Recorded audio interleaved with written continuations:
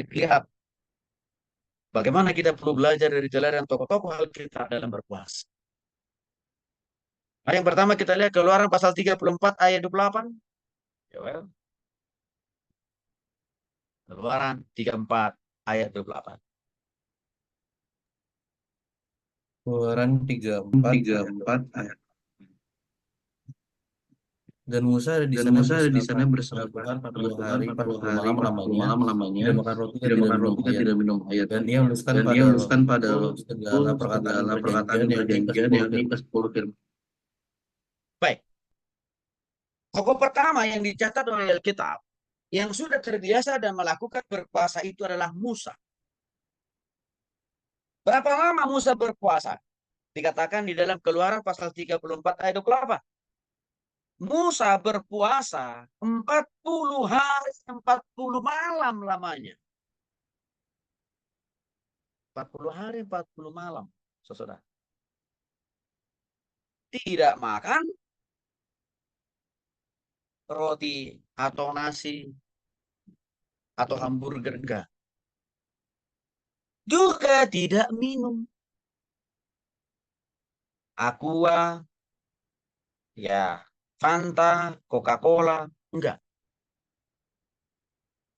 Enggak ada itu yang dia makan dan bahkan yang dia minum. Artinya apa? Total. Total, saudara. Jadi artinya Musa tidak ada buka puasanya. Kalau orang Kristen berpuasa kan masih ada buka puasanya. Makanan pembuka dan penutup. Nah, cara orang Kristen berbuka puasa itu adalah dengan berburu takjil tadi kan. Sampai orang lain akan paling kesulitan. Kehabisan takjil. Kalau Musa, total dia. Tidak ada buka puasanya. Tanpa makan dan tanpa minum. Pagi, siang, malam, saudara. Kenapa Musa perlu melakukan puasa 40 hari 40 malam? Iya, untuk mempersiapkan hati pikirannya untuk siap dipakai oleh Tuhan untuk menerima 10 hukum Taurat.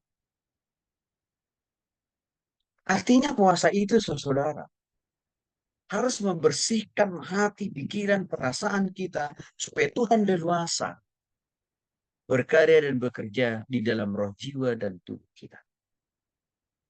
Inilah yang dilakukan oleh Musa. Sehingga setelah Musa berpuasa di hadapan Tuhan, maka Tuhan leluasa menyampaikan 10 hukum Taurat kepada dia, dan akhirnya 10 hukum Taurat itu dia hafal 100%, dia pahami dan mengerti 100%, lalu dipraktikkannya dia juga.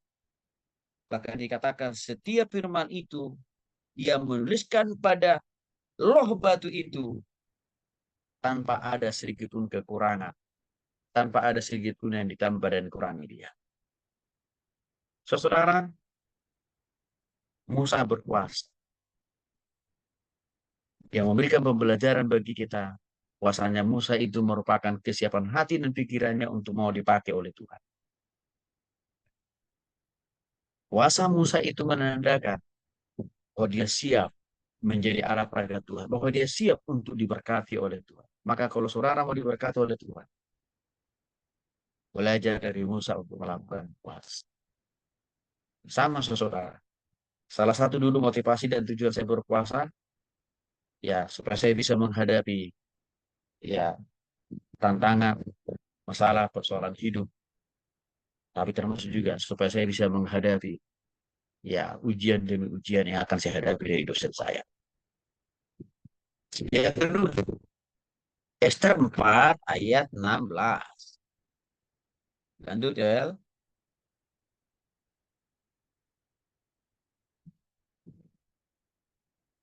Ester 4 Ester 4 ayat 16. Kumpulkanlah semua orang Kumpulkanlah semua Yahudi orang Yahudi yang ada yang di ada Susa di untuk Susa berdoa untuk bagiku. berdoa bagiku. Janganlah makan dan Janganlah minum makan dan 3 minum hari 3 3 hari malam, 3 malam, status diri dan diri dan garis-garis garis-garis puasa kalian juga. ya, Tokoh Alkitab yang kedua yang juga melakukan puasa itu sesuai dengan firman Tuhan, sesuai dengan iman Kristen adalah Esther. Di mana dikatakan di dalam Esther pasal 4 ayat 16, saudara dikasih oleh Tuhan Yesus Kristus, ya, Esther berpuasa, ya, Esther berpuasa. Motif dan tujuan Esther daripada berpuasa, saudara, tidak lain tidak bukan sebagai ucapan syukurnya, ya, atas pertolongan Tuhan, atas penyertaan Tuhan, atas penjagaan Tuhan, atas pemeliharaan Tuhan selama ini. Artinya, kita juga perlu bisa belajar berpuasa seperti Esther. Tidak makan dan tidak minum sebagai momentum untuk apa? Berterima kasih. Karena Tuhan masih pelihara saudara. Karena Tuhan masih berikan napas hidup, kekuatan, dan kesehatan. Karena Tuhan masih memampukan saudara melakukan tugas tanggung jawab saudara. Karena Tuhan masih peduli. Karena Tuhan menjadi penolong yang terbaik di dalam setiap kehidupan kita dari waktu ke waktu. Ucapan syukur. Ucapan terima kasih. Motif dan tujuan Esther berpuasa. Dan saya kira ini perlu juga kita lakukan. Maka saudara dikasih oleh Kristus waktu saya mahasiswa, setiap akhir semester, setelah keluar nilai, setiap akhir semester, saya gunakan momentum dan kesempatan itu untuk berpuasa. Dengan motivasi, berterima kasih kepada Tuhan. Karena semester yang lalu sudah selesai dengan baik, tapi juga sekaligus berterima kasih kepada Tuhan. Karena hasilnya luar biasa. Nah, sebagai profesional, sebagai keluarga, sebagai pengusaha, sama perlu juga berpuasa seperti Esther. Karena Tuhan selalu menolong dalam setiap usaha, pekerjaan, dan bisnis. Ya, itu motivasi tujuan berpuasa daripada Esther. Yang ketiga, Esra 8. Ya, Esra 8 ayat 21. Kemudian di sana di tepi Nah, di sungai tepi Ahava sungai itu Ahava aku itu aku memaklumkan puasa memaklumkan supaya kami puasa merendahkan supaya diri kami di merendahkan hadapan diri di Allah kami hadapan Allah kami dan memohon dan kepadanya memohon jalan kepadanya aman jalan bagi kami, aman bagi bagi kami, anak-anak bagi dan anak-anak dan segala harta benda segala kami. harta benda kami. Yang ketiga adalah tokoh Alkitab juga yang telah melakukan puasa adalah Esra. Di dalam Esra pasal 8 jelas dikatakan di sana untuk apa dan mau ngapain. Apa motif dan tujuan Esra berpuasa? Dikatakan di sana. Kemudian di sana di tepi sungai Hawa itu aku memaklumkan puasa supaya kami merendahkan diri di hadapan Allah kami dan memohon kepadanya tentang jalan yang aman bagi mereka. Artinya Esra berpuasa sebagai bentuk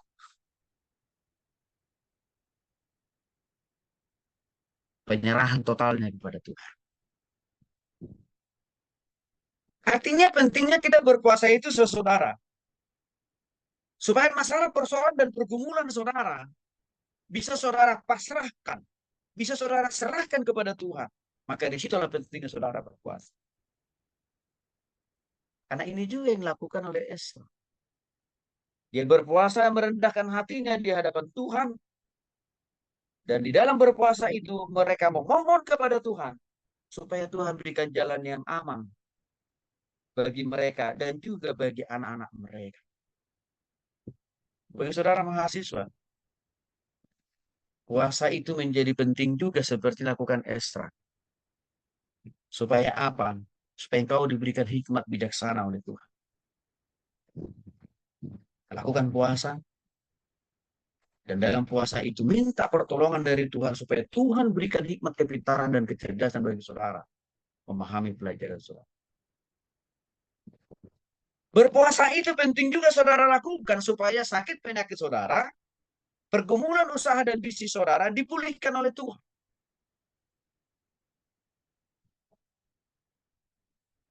Itu juga yang dilakukan oleh Esra. Dan hasil dari puasa Esra pun Tuhan pulihkan, Tuhan jawab. Di mana Tuhan berikan jalan yang terbaik bagi kehidupannya dan juga bagi anak-anaknya. Diberkati oleh Maka kalau kita lakukan puasa yang benar ini, ya, sembari tidak makan, tidak minum, tadi saudara, tapi juga harus beres hati pikiran. Artinya jangan lagi ada dendam, kemarahan di hati dan pikiran. Maka di situ saudara bisa leluasa menaikkan permohonan pergumulan saudara, studi, kebutuhan, keperluan masa depan saudara. Nah, di situ Tuhan akan mudah mendengarkan jawab. Yang keempat, 2 Samuel 12 ayat 22. 2 Samuel 12 ayat 22. Jawab Mis lagi anak itu hidup. Aku berpuasa dan menangis karena pikirku, siapa tahu Tuhan mengasihani aku sehingga anak itu tetap hidup. Oke, saudara dikasih oleh Tuhan Yesus Kristus menarik ayat ini di dalam 2 Samuel 12 ayat 22. Selagi anak itu hidup, aku berpuasa dan menangis. Ya, kenapa Samuel berpuasa? Bahkan sembari berpuasa dia juga menangis loh saudara. Karena dia punya pergumulan. Karena dia punya masalah. Karena dia sedang menghadapi tantangan di dalam kehidupannya, di dalam pelayanannya, dan juga di dalam pekerjaan. Saudara yang dikasih oleh Yesus Kristus, berpuasa salah satu cara yang terbaik di mana saudara menyerahkan kepada Tuhan persoalan pergumulan hukum, sakit penyakit. Disitulah Tuhan akan mudah menjawab. Sampai tadi kita tidak makan dan tidak minum, tapi juga harus beres hati, pikiran, perasaan kita. Jadi kalau saudara berpuasa tidak makan, tidak minum, tapi dosa jalan terus, nggak ada gunanya itu puasa. Nyopet jalan terus, nggak ada gunanya itu puasa. Nyuri sandal, nyuri sepatu, ya. Bahkan juga melakukan tindakan-tindakan kriminal yang lain. Walaupun saudara puasa tidak makan, tidak minum, nggak ada gunanya. Ya, dapat berpuasa di saat dia sedang menghadapi masalah, di saat dia sedang menghadapi. Maka sekali lagi, sesuatu hal yang positif kita melakukan puasa. Karena dalam puasa itu kita bisa berserah kepada Tuhan apa masalah kita, apa persoalan kita, apa pergumulan kita. Dan itu sudah dilakukan oleh Daud. Hasilnya pertolongan Tuhan dialami, dia rasakan. Yang kelima, Daniel pasal 9 ayat yang ketiga. Daniel 9 ayat 3. Lalu aku mengarahkan mukaku kepada Tuhan Allah berdoa dan bermohon sambil berpuasa dan mengandalkan harta yang tabung serta abu. Baik. Saudara tahu bahwa Daniel ini adalah seorang mahasiswa pada awalnya. Dia kuliah di kampus Nebukadnezar dan dia selalu menjaga diri dan 3 orang temannya untuk tidak mau nyontek, untuk tidak mau copy paste, untuk tidak mau berbohong, juga untuk tidak mau malas-malasan, baik dalam kuliah dan bahkan juga mengerjakan tugas-tugas. Di sisi lain, dia juga adalah seorang anak Tuhan yang rajin berpuasa seperti yang dicatat dalam Daniel pasal 9 ayat yang ketiga tadi. Dikatakan di sana pada Tuhan Allah kami ada kesayangan dan kemampuan walaupun kami telah memberontak terhadap Dia. Ya, khususnya ayat yang ketiga saudara tadi sudah dibacakan ya buat kita. Daniel mengatakan lalu aku mengerahkan mukaku kepada Tuhan Allah untuk berdoa dan memohon. Oke, saya sudah jelaskan tadi. Ini latar belakangnya Daniel ini mahasiswa. Ya.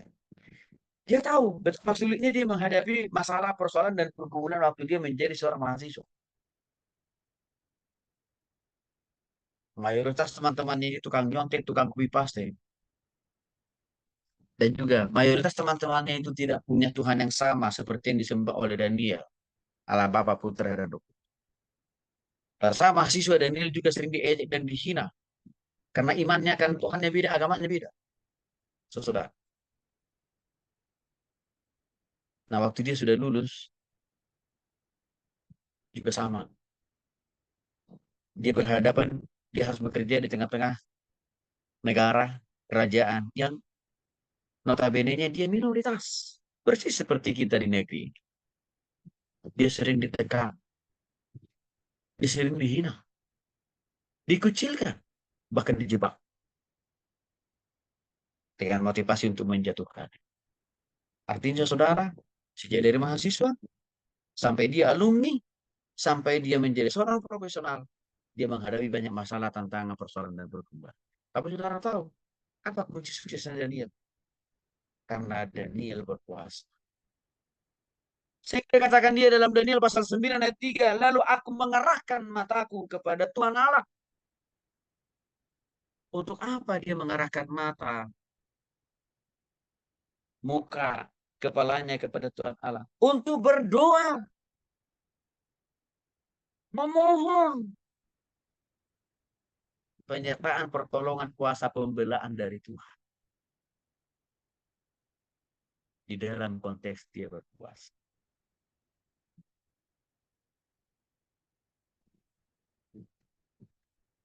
Jadi itu saya katakan tadi, saudara, waktu kita sedang punya masalah, persoalan, pergumulan, waktu saudara sedang punya kebutuhan yang amat dan sangat mendesak, mungkin uang kuliah, uang makan, uang kos, ya, bahkan juga untuk uang kebutuhan-kebutuhan yang lain, termasuk juga uang untuk berobat gitu ya, membeli sesuatu yang menjadi kebutuhan. Bawa kepada Tuhan dalam puasamu, berdoa dan memohonlah kepada Daniel. Waktu dia menaikkan doa permohonannya kepada Tuhan sambil dia berpuasa, Tuhan pun dengar dia. Saudara tahu hasil akhir dari puasa Daniel? Dalam konteks dia jadi mahasiswa. Waktu Daniel menghadapi sidang skripsi, dia ditanya oleh para dosen-dosen penguji yang begitu killer dan galak itu. Tapi roh Tuhan memberikan hikmat bijaksana bagi Daniel karena dia sebelumnya sudah berpuasa. Maka Daniel pun bisa menyapu bersih setiap pertanyaan dari dosen-dosen pengujinya. Dan hasilnya, Daniel lulus dengan hasil cum laude.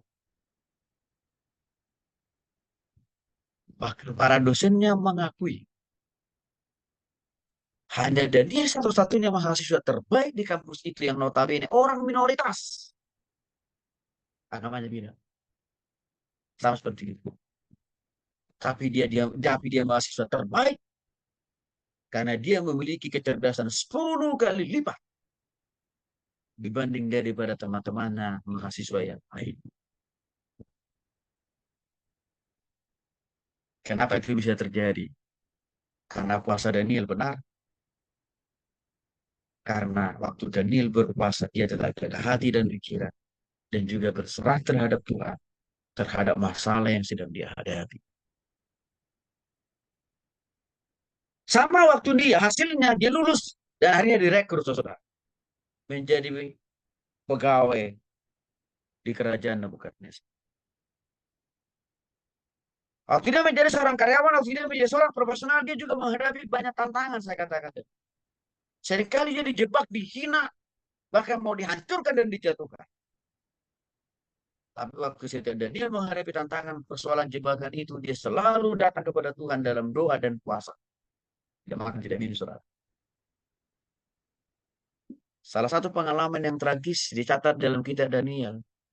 Daniel itu pernah dijebak, ya, oleh teman-teman yang sama-sama bekerja di kerajaan Nebukadnezar. Sampai akhirnya Daniel harus dijatuhkan ke dalam gua singa, saudara. Dan saudara tahu singa itu sengaja sudah tidak dikasih makan berminggu bahkan berbulan-bulan, saudara. Lalu Daniel dijatuhkan ke dalam gua singa itu, dan saudara tahu singa yang tidak makan berminggu-minggu berbulan-bulan, kalau tiba-tiba saja ada daging yang notabene Daniel dijatuhkan ke situ, kira-kira apa yang terjadi? Sudah pasti hitungan menit Daniel pasti langsung disikat habis itu sih.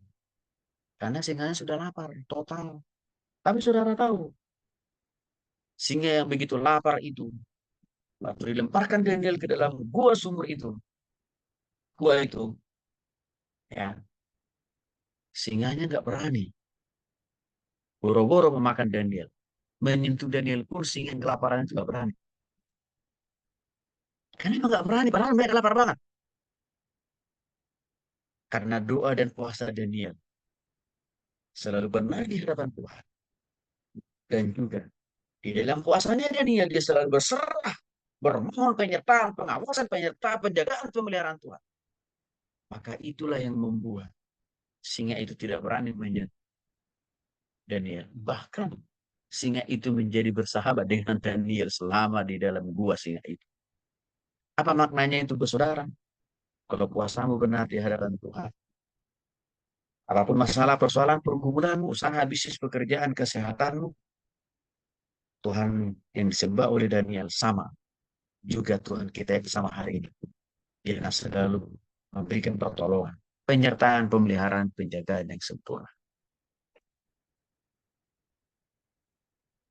Waktu saya berpuasa, saya banyak belajar dari cara Daniel berpuasa waktu jadi mahasiswa. Yang kelima, nah, Lukas pasal 2 ayat 37. Lukas 2 ayat 37. Lukas 2:37, Hana tidak Karena pernah tidak pernah meninggalkan bait Allah. meninggalkan bait Allah. Dia ada di situ Dia ada di siang dan situ malam siang menyembah dan Allah malam dan menyembah Allah berpuasa dan dan berdoa. berpuasa dan berdoa. Ya, saudara dikasih oleh Tuhan Yesus Kristus, tokoh berikutnya yang juga sudah terbiasa melakukan berpuasa adalah Hana. Dicatat dalam Lukas pasal 2 ayat yang ke-37. Jadi saya kira sangat jelas dikatakan di sana, saudara dikasih oleh Tuhan Yesus Kristus. Dan sekarang ia janda dan berumur 84 tahun. Anak ini janda, perempuan. Umurnya sudah 84 tahun. Berarti udah tua, saudara. Ia tidak pernah meninggalkan bait Allah. Artinya dia tidak pernah meninggalkan gereja. Ya, baik siang dan malam. Karena dia sering berpuasa. Saudara yang dikasih oleh Tuhan Kristus. Apa yang bisa kita belajar dari motif, tujuan, atau hasil makna dari puasa hati? Satu, tadi karena dikatakan sudah tua loh umurnya, 86 tahun. 86 tahun. Dia masih senang, dia masih gemar, dia masih semangat untuk berpuasa, tidak makan, tidak minum. Bagaimana dengan saudara yang masih mahasiswa?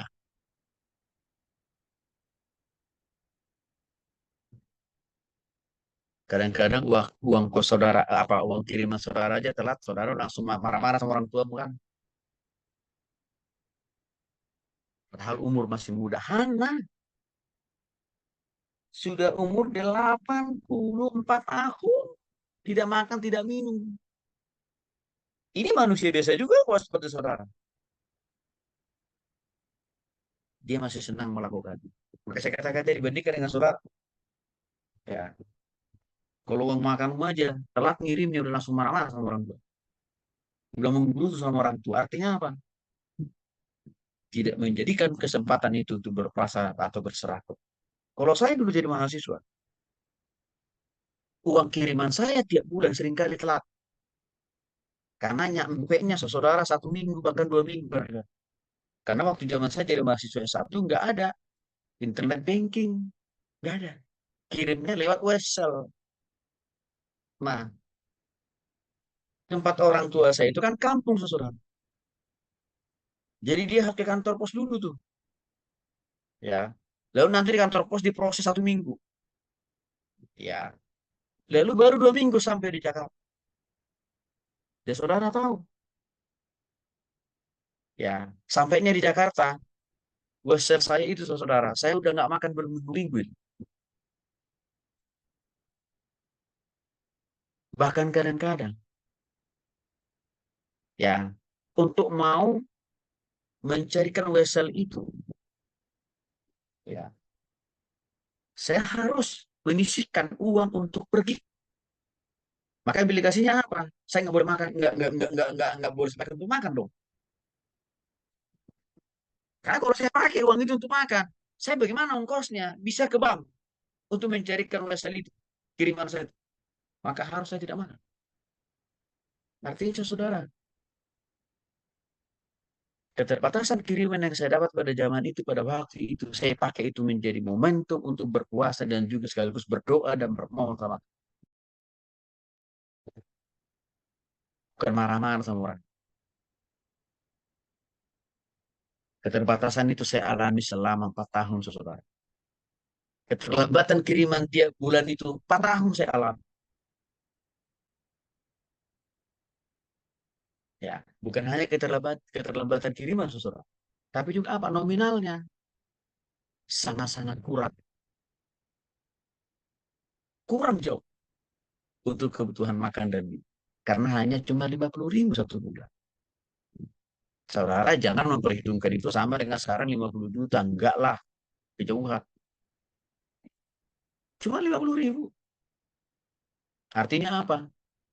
Baru sampai uangnya di tangan saya, saudara, boro-boro untuk makan. Langsung dipotong bayar uang kos, uang fotokopi, uang buku. Jadi sekali lagi, saya lebih sulit dibanding saudara waktu jadi mahasiswa. Saya lebih menderita. Saya lebih terbatas. Saya lebih sukar waktu jadi mahasiswa dua nih saudara. Tapi saudara tahu, saya tidak pernah jadikan kesulitan, kesusahan itu untuk tidak mau berpuasa, berdoa, berserah sama Tuhan. Enggak. Saya jadikan kesempatan itu semakin berpuasa dengan merendahkan diri dan bermohon kasih kuasa pertolongan. Maka saya melihat saudara hasilnya apa? Hasil puasa yang saya alami, saya lakukan hari itu waktu mahasiswa berdampak sampai sekarang masih tetap terus dipelihara Tuhan dengan kekuatan dan kesehatan. Hana sudah lansia dia berpuasa, tapi puasanya dia tidak mengurangi kesehatannya. Ya, tapi makin dia membuat sehat, makin bertambah umur panjang, makin disertai, diberkati, makin dipelihara oleh Tuhan. Maka untuk itu saya mendorong saudara, jangan takut melakukan firman Tuhan dalam hal berpuasa. Kan kau lakukan dengan baik, mau tujuan berpuasa sesuatu berkat Tuhan, penyertaan Tuhan, mujizat demi mujizat serta pertolongan dari Tuhan. Saudara pasti akan mengalami dan merasakan seperti yang dialami tokoh-tokoh Alkitab, Musa, Esther, Ezra, Daud, Daniel, dan juga yang Kisah para Rasul 13 ayat yang kedua. Kisah para Rasul 13 ayat kedua. Di dalam Lanjutkan. orang-orang Kristen yang baru ini, Paulus tetap untuk tinggal dan menyatakan dirinya kasih. Dia memberikan karunia-karunia rohani serta mengubah batin mereka supaya hidup mereka dimuliakan di utama hidup. Ya, saudara dikasih oleh Tuhan Yesus Kristus dari Kisah para Rasul 13 ayat yang kedua, menarik nih. Pada suatu hari ketika mereka beribadah kepada Tuhan dan berpuasa. Nah ini, siapa ini mereka ini? Jemaat-jemaat biasa. Bukan pastor, bukan romo mereka ini, bukan pendeta, bukan majelis, bukan diaken, bukan imam. Kalau di gereja Katolik, bukan. Jemaat biasa. Sama seperti saudara. Jemaat biasa kok mereka. Mereka senang beribadah kepada Tuhan. Bersama juga mereka begitu senangnya berpuasa. Tidak makan, tidak minum. Tapi juga sekaligus berpuasa meninggalkan dosa di hati, pikiran, perasaan, tindakan, dan perbuatan. Itu mereka tinggalkan. Nanti saudara yang dikasih oleh Kristus, saudara jangan cari alasan. Oh, yang berpuasa itu kan Pak Tony hanya cuman nabi. Nggak ada orang biasa, nggak ada jemaat. Siapa bilang nih? Kisah Para Rasul 13 ayat 2. Jemaat biasa kok. Bukan pastor itu, bukan pendeta itu, bukan romo itu, bukan diaken, bukan WE, bukan singas itu, bukan. Jemaat biasa seperti saudara. Mereka tahu firman Tuhan. Mereka lakukan itu firman. Dalam hal berdoa dan juga berpuasa. Dan Tuhan memulihkan, Tuhan memberkati. Sama saudara. Waktu saya berpuasa sebagai mahasiswa, itu sebagai jemaat kok saya. Ya masih mahasiswa kok. Belum jadi pendeta seperti sekarang.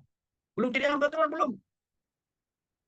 Pengetahuan Alkitab saya juga belum banyak dibanding sekarang. Belum. Masih cetek kok. Tapi kalau saya paham firman Tuhan, saya mengerti firman Tuhan dan saya percaya firman itu, saya lakukan, maka itu saya praktekkan. Itu yang memotivasi saya untuk berpuasa.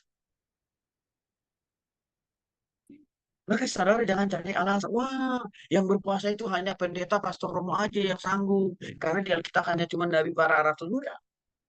Orang biasa seperti saudara pun juga. Ada juga yang berpuasa di Alkitab. Dan mereka, karena kuasa mereka, benar, lurus, sesuai kehendak Tuhan. Akhirnya hasil puasa mereka, menolong mereka, memberkati mereka, memulihkan mereka. Maka untuk itu saudara dikasih oleh Tuhan, saya mau menantang jemaat-jemaat Tuhan. Apapun usaha, pekerjaan, dan bisnis saudara di kemudian hari. Entah saudara bukan orang penting dalam pelayanan dalam gereja, tapi lakukan firman Tuhan dengan berpuasa, maka engkau akan merasakan kasih kuasa penyertaan dan berkat Tuhan. Karena waktu firman Tuhan itu kita praktekkan, kita lakukan dengan tidak lurus dengan Tuhan. Tuhan yang sama memampukan, menopang, dan menolong saudara. Saya katakan dari dalam konteks sebagai jemaat juga saya dulu berpuasa, saudara.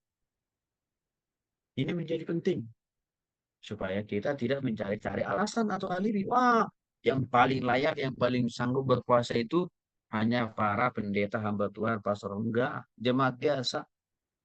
Ini di Kisah Para Rasul sangat jelas dinyatakan akan hal itu. Maka dengan demikian firman Tuhan itu berlaku untuk semua kita. Bukan hanya bagi para hamba Tuhan, tapi juga jemaat juga harus melakukan firman Tuhan. Maka Tuhan pasti akan memberkati. Kisah Para Rasul 19. Tokoh-tokoh Alkitab berikutnya, di samping dari ibadah jemaat biasa atau jemaat mula-mula, ya, kita lihat lagi dalam Kisah Para Rasul 19. Kisah Para Rasul 9, maaf. Ayat yang ke-9. 3 hari lamanya ia tidak dapat melihat dan 3 hari lamanya ia tidak makan dan minum. Dan Ya, selama saudara 3 hari dikasih oleh ya, ya. Saudara dikasih oleh Tuhan Yesus Kristus. Sedikit sebelum saya jelaskan Kisah Para Rasul 9 tadi. Saya mau sedikit jelaskan lebih jauh lagi tentang berpuasa ala jemaat mula-mula. Jemaat mula-mula ini kan berarti orang Kristen pertama-tama. Yang dicatat dan meminum. Orang Kristen pertama-tama. Artinya belum ada orang Kristen yang dikatakan orang Kristen selain daripada mereka ini. Orang-orang di Kisah Para Rasul. Artinya apa? Orang Kristen yang pertama, yang perdana saja. Karena mereka paham dan mengerti Alkitab, mereka lakukan berpuasa. Artinya apa? Ini kan memberikan contoh dan model bagi kita. Kalau kita mengaku orang Kristen, kalau kita mengaku percaya, kalau kita mengaku anak Tuhan, lakukan firman Tuhan juga. Itu berpuasa. Karena kenapa? Orang Kristen mula-mula lakukan itu kok. Dan hasil berpuasa orang Kristen mula-mula itu, saudara, mereka semakin diberkati oleh Tuhan secara rohani. Artinya apa? Doa mereka begitu mudah didengar oleh Tuhan dan juga semudah itu juga Tuhan menjaga mereka. Kesehatan mereka diberkati oleh Tuhan. Kebutuhan mereka dipenuhi oleh Tuhan. Usaha pekerjaan bisnis pelayanan mereka diberkati oleh Tuhan. Dan bahkan totalitas hidup mereka menjadi berkat sehingga makin banyak orang datang bertobat kepada Kristus. Karena puasa mereka benar di hadapan Tuhan. Artinya apa? Bukan hanya puasa tidak makan, tidak minum, tapi mereka puasa berhenti tidak berbuat dosa di hati pikiran perasaan. Tidak seperti puasa zaman sekarang. Hanya berhenti tidak makan, tidak minum, tapi dosa jalan terus. Nyopet jalan terus, korupsi jalan terus, bohong jalan terus, tipu jalan terus, ngerampok, membongkar rumah orang, toko orang, jalan terus. Bahkan aneh, di musim puasa seperti ini justru tingkat kriminalitas pembunuhan, kenakalan remaja, tawuran terjadi di mana-mana. Lalu di mana makna puasanya? Artinya apa? Berarti tidak puasa dari berbuat dosa kan hanya puasa tidak makan tidak minum. Maka kita tidak boleh meniru cara berpuasa seperti itu. Karena cara berpuasa dalam kekristenan total tidak makan tidak minum, tapi juga total tidak berbuat dosa di hati pikiran bahkan dalam tindakan dan perbuatan. Kisah Para Rasul 9. Para Rasul ini siapa? Murid-murid Tuhan Yesus. 3 hari lamanya ia tidak dapat melihat, ya, dan juga 3 hari lamanya tidak makan. Khususnya siapa ini? Paulus. Paulus, saudara tahu sebelumnya nama Paulus itu kan Saulus. Saulus itu sebelumnya bukan orang Kristen. Sebelum dia orang Kristen, dia banyak membunuh dan menghabisi orang Kristen. Bahkan waktu satu saat dia melakukan perjalanan misi pembunuhan massal terhadap orang Kristen di kota lain. Dia menelusuri sebuah perjalanan yang namanya Damsik. Di Damsik itulah dia dibutakan oleh Tuhan selama 3 hari 3 malam. Akibatnya dia tidak dapat melihat saudara, maka sudah pasti dia tidak dapat makan dan minum. Karena tidak melihat. Bayangin saudara, orang buta, gimana caranya mau cari makanan? Ya, gimana caranya beli makanan? Orang nggak bisa melihat kok. Akhirnya dalam 3 hari 3 malam dia dibutakan oleh Tuhan. Bersama dengan itu, 3 hari 3 malam juga dia tidak makan, tidak minum. Alias apa? Puasa. Apa yang bisa saudara belajar dari puasa Paulus? Waktu dia dibutakan Tuhan 3 hari 3 malam. Iya kan? Itu kan masalah pergumulan yang sangat luar biasa itu. Karena tiba-tiba ente ini sangat sehat, bisa melihat, tiba-tiba gelap rasanya melihat bumi. Oke. Akibatnya dia tidak dapat makan dan minum. Artinya, puasa sekalian juga dia di situ berpuasa. Artinya apa? Dalam persoalan dan pergumulan, penting sekali kita berpuasa. Sekali lagi. Dalam menghadapi masalah, penderitaan, kesukaran, sakit, penyakit, penting sekali saudara berpuasa. Maka saya sudah banyak sharing tuh. Keterbatasan ekonomi yang saya alami menjadi mahasiswa, saya gunakan kesempatan itu untuk berpuasa. Tidak makan dan tidak minum. Tapi juga sekaligus, tidak hanya sebatas tidak makan, tidak minum, tapi juga apa? Membereskan hati dan pikiran saya supaya clear and clean di hadapan Tuhan. Nah, saudara, persoalannya banyak orang Kristen. Masalah persoalannya pergumulannya tidak clear-clear, tidak selesai-selesai. Apa masalahnya? Karena seringkali jalan berpuasa tidak dilakukan. Sehingga masalah itu tetap di situ-situ aja. Maka untuk itu, saudara dikasih oleh Kristus, apapun masalah, persoalan, pergumulanmu, bawalah kepada Tuhan dalam puasa. Maka engkau akan melihat bagaimana Tuhan menolong. Karena sama, setelah Paulus 3 hari 3 malam berpuasa, tambah lagi dia butuh saudara. Akhirnya Tuhan pulihkan juga penglihatannya. Akhirnya Tuhan berikan juga dia kekuatan dan kesehatan. Terakhir, tokoh yang populer bagaimana berpuasa yang standar yang sesuai dengan kitab Matius pasal 4 ayat 4. Matius 4 ayat Matius 2. 4 ayat 2. Dan setelah berpuasa 40 hari dan 40 malam, akhirnya lapar lagi Yesus. Ya. Yesus berpuasa, saudara, selama 40 hari 40 malam. Matius pasal 4 ayat yang kedua. Jadi artinya apa? Yesus sendiri memberikan model, Yesus sendiri memberikan contoh, standar, bagaimana kita orang percaya, anak Tuhan, pentingnya berpuasa. 40 hari, saudara. Tidak makan, tidak minum. Nah, saudara, justru kadang-kadang puasa Tuhan Yesus ini lebih banyak dilakukan oleh saudara yang kita agama lain kan. Padahal Alkitab kita jauh-jauh hari sudah menjelaskan itu kok.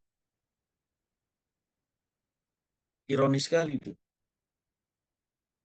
Tapi kenapa? Karena seringkali juga orang kita tidak banyak diberikan pemahaman, pengertian, penjelasan seperti saat ini. Ya, saya dulu berpuasa itu, saudara. Itu karena kakak PA saya ngajarin saya, beritahu, Ton, ini loh cara-cara model makna tujuan berpuasa dan malam. Artinya apa? Pendeta di kampung saya dulu nggak pernah diajari saya bagaimana model dan cara-cara berpuasa dilakukan oleh para nabi dan rasul. Sehingga apa? Saya tidak tahu. Sehingga saya tidak melakukan. Ya barulah setelah saya mahasiswa saya diajarin oleh kakak PA saya. Saya paham mengerti, saya lakukan. Artinya begini saudara. Persoalannya kenapa orang Kristen minim untuk melakukan puasa? Karena juga banyak tidak diajar, tidak dikasih tahu oleh pendetanya, pastornya, romonya. Maka kan muncul pertanyaan dari teman kalian 2 minggu lalu kan, dia mengatakan, wah Di agama saya nggak ada puasa. Coba itu. Padahal Alkitab kita begitu jelas gamblang menjelaskan hal seperti hari ini. Puasa itu ada kok. Maka seseorang dikasih oleh Yesus Kristus. Sekarang engkau sudah paham firman Tuhan kan? Lakukan dan praktekkan.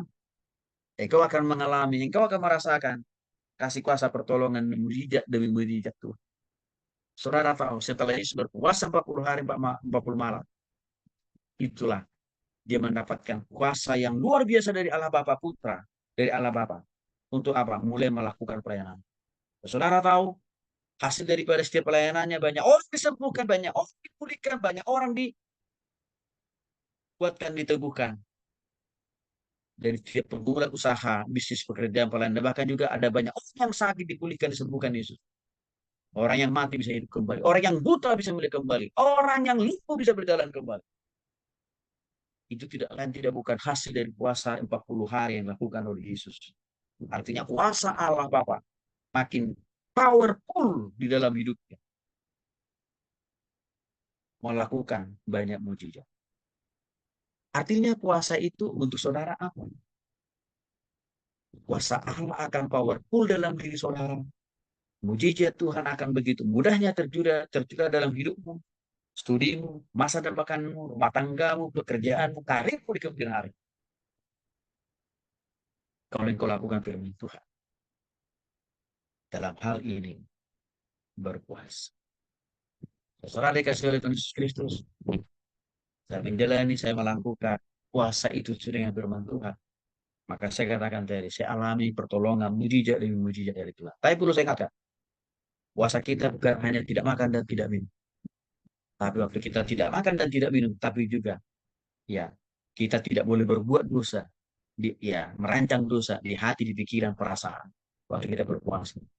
Maka setelah selesai kita berpuasa tidak makan dan tidak minum, kita harus makin bertambah benar dalam berpikir, bertindak, berkata-kata, dalam belajar, kuliah, melakukan usaha pekerjaan bisnis kita. Jadi bukan hanya pada bulan puasa kita tobat, lalu setelah itu kita kumat. Enggak. Harus total perubahan pertumbuhan itu setelah kita puasa. Tuhan Yesus memberkati.